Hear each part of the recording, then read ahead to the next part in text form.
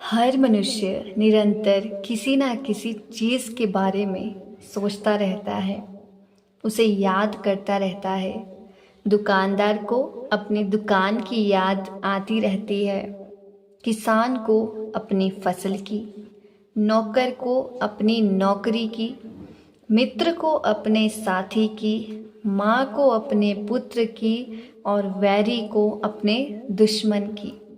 किसी न किसी बात को सोचते रहना मन का स्वभाव है। वह कभी खाली रह नहीं सकता। वह यदि एक चीज़ से ध्यान हटाता है तो उसी समय दूसरी वस्तु के ख्याल में उलझ जाता है। मन के लगातार इस प्रकार सोच विचार करते रहने को संतों ने सिमरन कहा है। इस सिमरन की मन को इतनी गहरी आदत हो गई है कि यह इसे एक क्षण के लिए भी नहीं छोड़ता। संसार की वस्तुओं और शक्लों का सिमरन मन को बाहर के संसार में ही उलझाए रखता है और बार बार जीव के यहाँ आने का कारण बनता है। संत उपदेश करते हैं कि हमें संसार के सिमरन की जगह परमात्मा का सिमरन करना चाहिए, ताकि हमारी सोच विचार और झुकाव संसार की ओर से हटकर अंतर में प्रभु की ओर हो जाए। इस प्रकार धीरे धीरे संसार में निरंतर भागते रहने वाला मन प्रभु के ख्याल में स्थिर होने लगता है और धीरे धीरे बाहर से सिमटकर अंतर में एकाग्र होने लगता है। परमात्मा के किसी एक नाम या कई नामों के बार बार दोहराने को सिमरन कहते हैं। सही विधि से सिमरन करने वाले व्यक्ति को अपने अंदर प्रकाश दिखाई देने लगता है। अगर कोई लगातार परमात्मा का सिमरन करता रहे तो वह परम चेतनता की अवस्था में पहुंच जाता है। पर यह अवस्था प्रभु की दया मेहर से ही प्राप्त होती है। जिसे यह अवस्था मिल जाती है, चाहे वह एक क्षण के लिए ही हो, उसे अमर जीवन प्राप्त होता है। परमात्मा की याद इतनी आनंदपूर्ण है कि उस याद में लीन व्यक्ति एक पल भी उससे बिछुड़ना नहीं चाहता। जिस प्रकार हंस मानसरोवर को छोड़कर कहीं नहीं जाता, प्रभु के नाम के प्रति कैसा प्रेम होना चाहिए। बाबा फरीद जी फरमाते हैं कि संसार की अनेक वस्तुएं शक्कर, खांड, गुड़, शहद, भैंस का दूध आदि सब मीठी और स्वादिष्ट हैं, परंतु हे प्रभु, तेरे नाम रूपी अमृत की मिठास की कोई बराबरी नहीं कर सकता। संसार में सिमरन के कई तरीके प्रचलित हैं। कुछ लोग उंगलियों पर गिनकर सिमरन करते हैं तो कुछ जुबान के द्वारा। सिमरन कंठ से भी किया जाता है और योगी हृदय या नाभि से हिलोर उठाकर भी सिमरन करते हैं। ये सब बाहरी सिमरन हैं। बाहरी सिमरन और माला आदि के सहारे किए जाने वाले सिमरन लाभप्रद नहीं होते। इस संबंध में कबीर साहिब फरमाते हैं, माला तो कर में फिरे, जीभ फिरे मुख माही, मनवा तो देहूँ दिस फिरे, यह तो सुमिरन नाही। संत हमें असली सिमरन करने की विधि बताते हैं। वे एकाग्रता के साथ सिमरन करने का उपदेश देते हैं। ऐसा सिमरन बड़ा लाभप्रद होता है। जब मन सिमरन में लग जाता है तब वह सिमरन में पूरी तरह एकाग्र हो जाता है। तब इधर उधर नहीं भटकता। इस प्रकार किए गए सिमरन से मन पूरी तरह वश में आ जाता है। आंतरिक चेतना जागृत हो जाती है और अभ्यासी शब्द धुन को सुनने के योग्य हो जाता है। ऐसे सिमरन से शांति और आनंद की प्राप्ति होती है। शुरू में सिमरन में काफ़ी प्रयास करना पड़ता है, पर जैसे जैसे अभ्यास पकता जाता है, सिमरन सहज रूप से अपने आप होने लगता है। सिमरन का यह अभ्यास स्वाभाविक भी है और सरल भी। दुख में तो हर कोई परमात्मा को याद करता है, परंतु यदि उसे हर समय प्रेम के साथ रखा जाए तो दुख का असर नहीं होता। जब तक सिमरन किसी इच्छा की पूर्ति, किसी सांसारिक पदार्थ की प्राप्ति या किसी मुसीबत को दूर करने के लिए किया जाता है, यह निस्वार्थ या बेगरज सिमरन नहीं है। परमात्मा को तो केवल निस्वार्थ सिमरन ही भाता है, अर्थात परमात्मा से परमात्मा के सिवाय और कोई चीज़ ना मांगना, अपने दिल को बेकार की कामनाओं से काला ना करना। सिमरन आत्मा की रूहानी खुराक है। जिस प्रकार हम अपने शरीर को स्वस्थ रखने के लिए भोजन करते हैं, उसी प्रकार चाहे हम घर में हो चाहे बाहर, आत्मा को उसकी खुराक मिलती रहनी चाहिए। इस ओर से हमें लापरवाह नहीं होना चाहिए। परमात्मा का नाम सब रोगों की अचूक दवा है। हमें चाहिए कि मन को कभी बेलगाम ना भटकने दें। जब भी फुर्सत मिले उसमें सिमरन करते रहना चाहिए।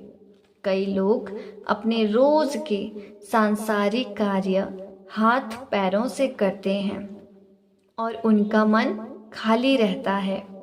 उनको चाहिए कि हाथ पैरों से काम करते हुए अपने मन को सिमरन में लगाए रखें। आत्मिक अभ्यास में सफल होने के लिए यह ज़रूरी है कि जिस प्रकार घड़ी के कांटे लगातार चलते रहते हैं, उसी प्रकार हम हर समय सोते जागते सिमरन में लगे रहें। सिमरन केवल उन्हीं नामों का करना चाहिए जो हमें अपने सतगुरु से प्राप्त हुए हों। इन नामों के पीछे सतगुरु की अपनी आत्मिक शक्ति होती है, इसलिए ये नाम ही शिष्य को आंतरिक मंडलों में ले जाने में सहायक होते हैं तथा उसे मार्ग में आने वाले प्रलोभनों और बाधाओं से बचाते हैं।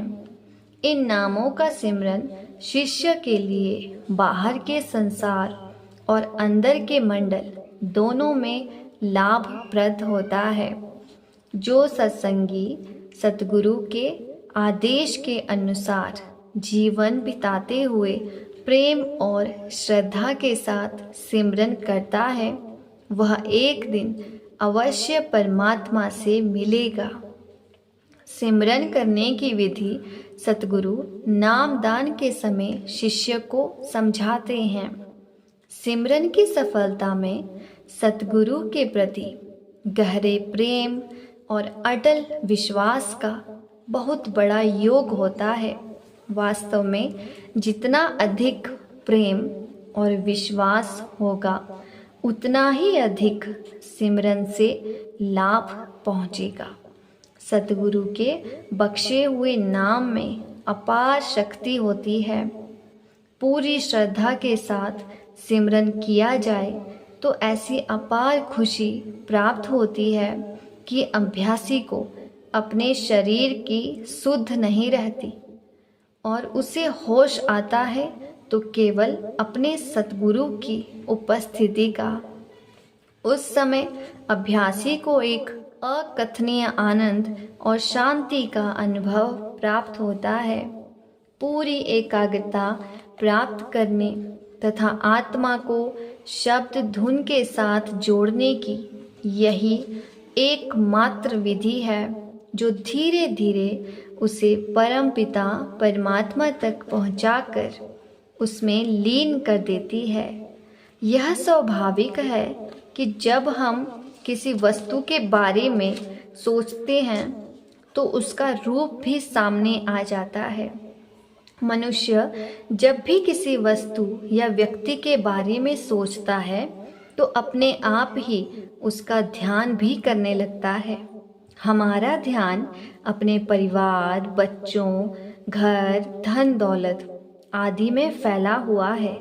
हमें निरंतर संसार तथा संसार के पदार्थों का ख्याल रहता है और हमारा मन उनमें डूबा रहता है। यही कारण है कि हम संसार से इतनी मजबूती के साथ बंधे हुए हैं। परमात्मा अदृश्य है। उसके स्वरूप का ध्यान करना हमारे लिए संभव नहीं। जब तक हम उसको देख नहीं लेते तब तक और किसका ध्यान किया जाए। कुछ लोग पिछले समय के संत महात्माओं के चित्रों का ध्यान करते हैं, पर यह ध्यान जड़ और बेजान वस्तुओं का ध्यान है। चित्र और मूर्तियाँ निर्जीव हैं, वे हमें अंदर और ऊपर की ओर नहीं खींच सकती। आत्मिक मंडलों में हमें वही खींच सकेगा जो उनमें विचरता है। प्राचीन संतों के स्वरूप का ध्यान करने से कोई लाभ नहीं होता। ये चित्र अक्सर चित्रकार की कल्पना की उपज होते हैं, असल नहीं। और फिर हूबहू तस्वीर में भी जान नहीं होती। इसलिए संत मत उस जीवित सतगुरु के स्वरूप का ध्यान करने पर जोर देता है जो परमात्मा में समाकर उससे अभिन्न हो गया हो। मनुष्य संपूर्ण सृष्टि का सिरताज है और सच्चा सतगुरु मनुष्यों में सबसे महान मनुष्य है। पेड़ पौधों, कीड़ों मकोड़ों, पक्षियों और पशुओं का दर्जा मनुष्य से नीचा है। अगर हम इन निचली योनियों में से किसी का ध्यान करेंगे तो खुद भी गिरकर उसी की सतह पर पहुंच जाएंगे। इसीलिए संतों ने सतगुरु के स्वरूप का ध्यान करने की शिक्षा दी है। सतगुरु का असली स्वरूप शब्द है। उनका देह स्वरूप भी एक निर्मल दर्पण के समान है जिसमें परमात्मा का रूप झलकता है। यदि किसी को प्रभु के दर्शन करने की कामना हो तो उसे चाहिए कि संतों के दर्शन करें, क्योंकि परमात्मा और उसके संतों में कोई अंतर नहीं है। गुरु रामदास जी फरमाते हैं कि जो लोग सतगुरु की पूजा और सेवा करते हैं वे मेरे प्रभु को प्रिय हैं। जब तक हम सिमरन के द्वारा अपने अंदर सतगुरु के नूरी स्वरूप को नहीं देख लेते तब तक हमारे लिए सतगुरु के देह स्वरूप का ध्यान करना आवश्यक है। जब हम ध्यान की इस विधि में सफल हो जाएंगे तो सतगुरु का नूरी स्वरूप हमारे अंदर प्रकट हो जाएगा और आंतरिक यात्रा में हमारी रहनुमाई करेगा। इसके बाद हमें अपनी मंजिल पर पहुंचाने की जिम्मेदारी उसकी हो जाती है और वह अंदर हर कदम पर हमारा मार्गदर्शन करता है। यह नूरी स्वरूप अंत में शब्द के साथ, जो कि उसका ही असली स्वरूप है, एक हो जाता है। राधा स्वामी जी।